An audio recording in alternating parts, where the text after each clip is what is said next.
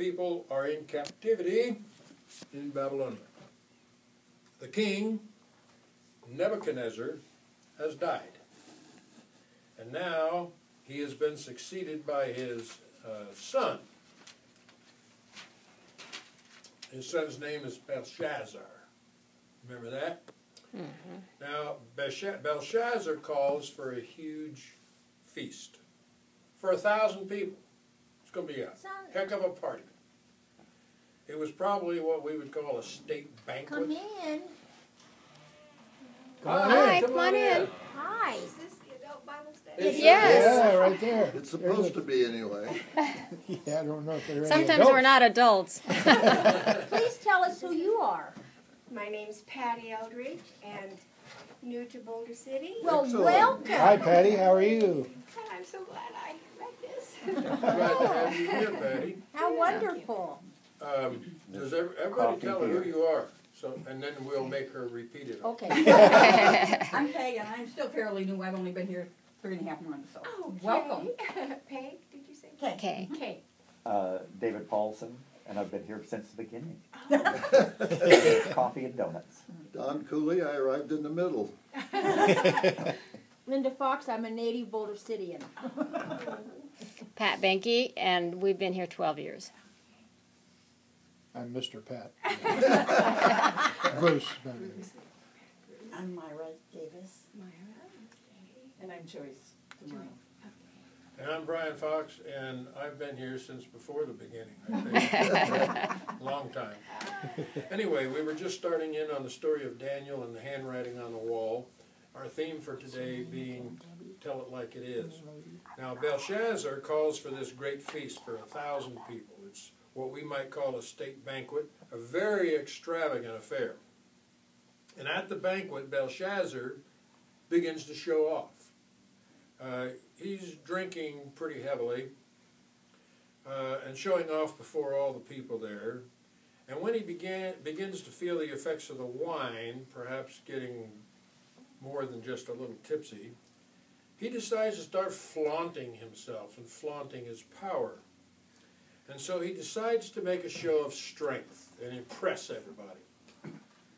Arrogantly, he commands that the vessels of gold and silver that have been taken out of the great temple in Jerusalem be brought in so that his lords and his wives and his concubines can drink more wine from these sacred vessels from the temple. Not only do they drink from these cups, which are very holy to the Jewish people, which would be very offensive to the Jewish people, but they use those very same cups to make toasts to the gods. Gods made of gold and silver and stone and wood and bronze. This was a terrible desecration as far as the Jews were concerned. It was an enormous display of disrespect to the Jews.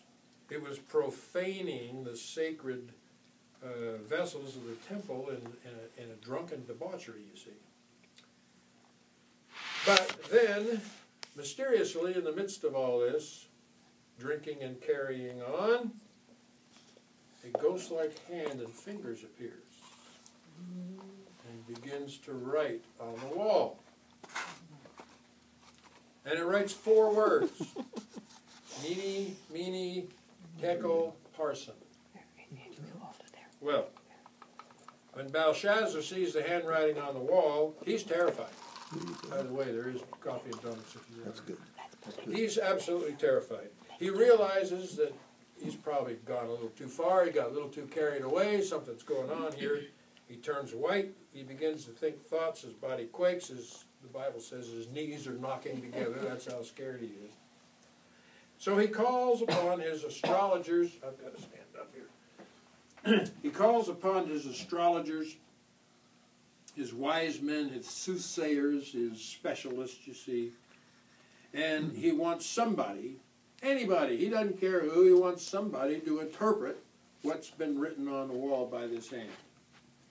He wants somebody to say, hey, it's cool, don't worry. It's all right. There's nothing to fear. There's nothing important going on here. You can just go on with your party. Don't worry about it. But he doesn't get any such forthcoming reassurance at all. So the party begins to turn into a nightmare. You know, he's terrified. Hi, come on in. Glad you found it. She said you were lost. No, that's not what I said. You're found. You don't want to know what you really That's what said. she implied. Yes. So terrified, he promises a great reward and an enormous amount of power and position for anybody who can interpret the handwriting on the wall. But nobody seems to be able to read it. None of them can tell it like it is, at least. It's possible that some of those guys there might have been able to read it and understand it, but they are not about to tell the king what it says. They're not going to tell it like it is. Well, Belshazzar becomes all the more alarmed. His fear is contagious. Sweeping across the banquet hall, there's a noise of a frightened confusion erupts in the room. And out of all this chaos down the hall, the queen hears the chaos. She comes in, figures out what's going on. And she comes to Belshazzar and she says, I'd like to remind you of something. There's a guy here in the kingdom by the name of Daniel. And this guy, Daniel, has a very unique relationship with God. He has a remarkable ability to explain riddles and solve problems and interpret dreams. And so maybe you should call him in. He might be able to take care of this. So the king calls Daniel in. Daniel sees the handwriting on the wall. Daniel understands it. He knows what it says. And he tells it like it is. He says, "Oh, Belshazzar, you have made a huge mistake. King Nebuchadnezzar, your father, who served before you, was guilty of pride and idolatry and arrogance. And now you're doing the same thing." He says, "Belshazzar, you've done the same and even worse. You have not humbled your heart. You have lifted yourself up against the true God, the Lord of heaven. You have desecrated the sacred vessels of the temple from Jerusalem. You have praised the gods of silver and gold and bronze and stone. But the God who made you, the God who gave you breath, the God who is the God of destiny, you have dishonored. And thus the hand has written this on the wall." By this time, Belshazzar's got to be really shaking in his boots. He says, "Mene" means your days are numbered, as in today. Tekel means you have been weighed in the balance and found greatly wanting. And Peres or Parson means your kingdom is going to fall and be divided. What does it take for you to stand up and look the king directly in the eye and tell him that? See, that's what I'm saying. Some of the other guys there might have known what that meant, but they weren't about to tell it like it is.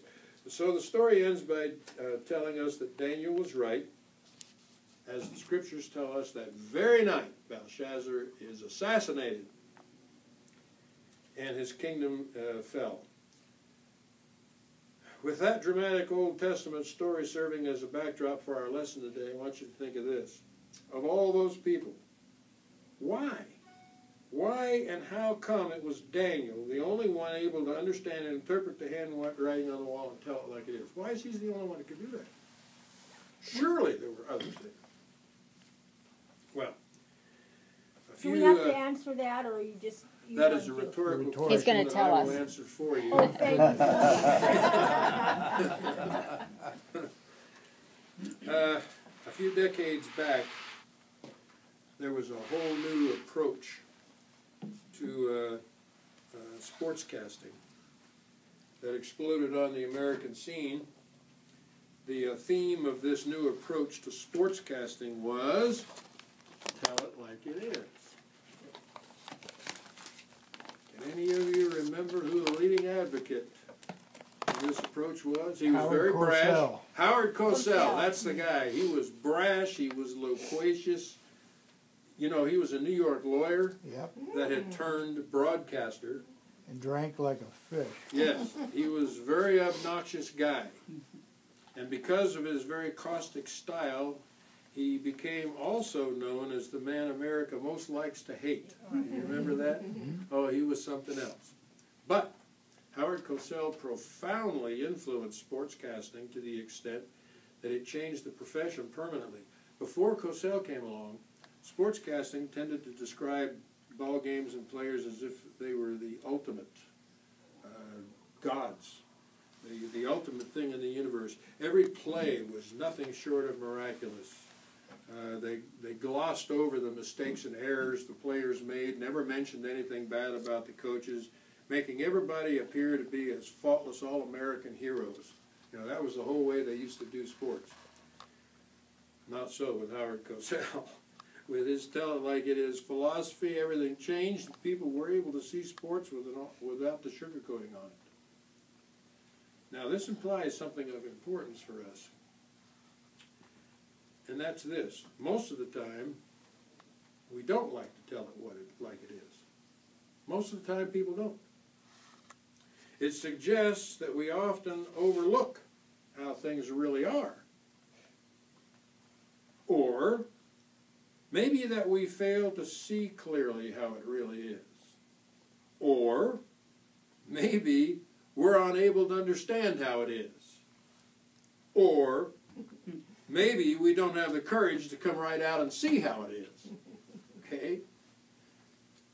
Now, this fault in perception and retelling is nothing new. People's inability to see and understand the handwriting on the wall has been a common human fault for a long time. As a matter of fact, it goes back to chapter 5 in the book of Daniel, which is a perfect example. So let's go back to the question we were left with at the end of the story and try to answer it. Why was Daniel the only one who could understand and interpret the story? Now, here are some possible answers. Some of the people there were so preoccupied that they didn't even see the handwriting. They were oblivious. They were drunk. Being drunk is one good way to be oblivious. Yes. Now you think about it. This is a big party going on, right? There's lots of carousing, plenty of booze, all kinds of distractions. Lots of folks probably drunk or even passed out. Other people sneaking off for extracurricular activities. You can just imagine the kind of a party that's going on here. Hey, this sounds like something that could take place today, doesn't it? Yeah. Washington, D.C.? Yeah. Don't start. People so caught up in the sights and sounds of partying that they miss what's going on around them. They miss the handwriting, which is to say, they miss God's message. Okay?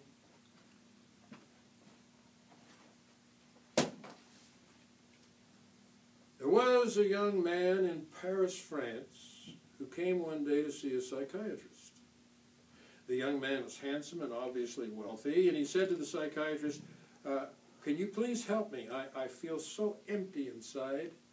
I'm distressed all the time. I feel completely unfulfilled. My life is going nowhere at all. Can you please help me? I'm bored, depressed, and unhappy. Well, the psychiatrist, who was an older man and wise, like me, And humble. looked at this young man with a twinge of envy, and he remembered Grimaldi. Now, Grimaldi was the most notorious playboy in Paris. And he was also an admired leader in France. So the psychiatrist said to the young man, I've got the answer for you. Tell you what you do. Go and find Grimaldi. He will teach you how to enjoy life. Go to Grimaldi and he'll show you how to taste the pleasures of life and live it up. He will introduce you to the joys of living. He will show you how to be happy. to show you how to have a full, vibrant life. Yep, that's the answer, said the psychiatrist. Go to Grimaldi. But, sir, the young man said sadly, I am Grimaldi. So, true enough, some people, in their frantic pursuit of pleasure and happiness, are blinded to the real truths in life and are unable to enjoy life at all. They chase mirth, and therefore they miss meaning. They chase distractions, and they miss direction. They chase after pleasure, and they miss purpose. Put it this way, they're looking for life in all the wrong places. And they miss God's handwriting. They don't even see it, let alone try to understand it and be able to interpret it. They don't even know it's there. Maybe they see the handwriting on the wall, honey, but they don't like what it says, and so they pretend like they Well, didn't hear it. that's another reason that You know, I'm they getting thought- to. Yeah. Well, we've been married too long. Now, there are other people who do see the handwriting, but they just don't understand it at all. And there's a reason for this. They don't know God's language. You know, seeing is one thing, understanding is entirely another. It's like witnessing something happening, but they don't have the faintest idea what's really going on. Now, this is actually very common. Sadly, to say, a majority of Christians ignore the Bible. A majority. They don't know the contents. They've never studied the Bible. Their understanding is, maybe 4th or 5th grade level, Sunday school. That's as far as they got. We've all been there. We've all felt inadequate. But when desperation strikes, disaster hits, what do? They run over and they grab a Bible and flip it open to a page and look, expecting to find some kind of miraculous help. It doesn't work. It doesn't work. They're looking for some incredible solution to their problem, and they come up empty. And the reason they do is because they don't comprehend the words and the phrases and the themes, let alone the meaning behind them, that they see in the Bible. They just don't know how to use the Bible. A person can only uncover the treasures found in the Bible by long exposure to its contents, by studying it, discussing it, meditating on it. God's handwriting is in the Bible. But to most people, it doesn't make any sense. It's meaningless. I got a small example for you right here in Boulder City. Oh. This is really I know small. exactly. Every doggone day of my life, I drive past Bethany Baptist Church. I don't know if any of you ever have. And they have a marquee out in front of the church. And every Sunday they have these quotes from the Bible out on the marquee. And I've often wondered, for unchurched people, most of those quotes are babble. Most of those quotes would make no sense at all to people who are not churched. So why are they putting those quotes out on the marquee? I would venture that there's a certain percentage of members of that church that don't understand half of the things they put out on the marquee. It's you can't understand something if you can't read what God is saying. You have to understand that. And some of the times I drive by the church up there and I think, good heavens, you know, if you're going to put something out on your marquee, it seems to me you should be trying to attract people who are not church people. I mean, people are already coming to church. They're in there. You know, what about trying to get people to come in? You can't attract them by saying stuff like that. What was it in Brave New World? They call it speech. Double speak. Double speak. Double speak, for example. you know, and we've done the same thing in all aspects of our lives. We do it in education. You'll hear yes. teachers talking educationese. And other people say, what the heck are they talking about anyway? You know? Well, a third thing. Some people don't see it at all. Some people see it and don't understand it. Some people see it and they understand it, but they don't think they're going to get a hearing. They don't think anybody wants to listen to what they have to say.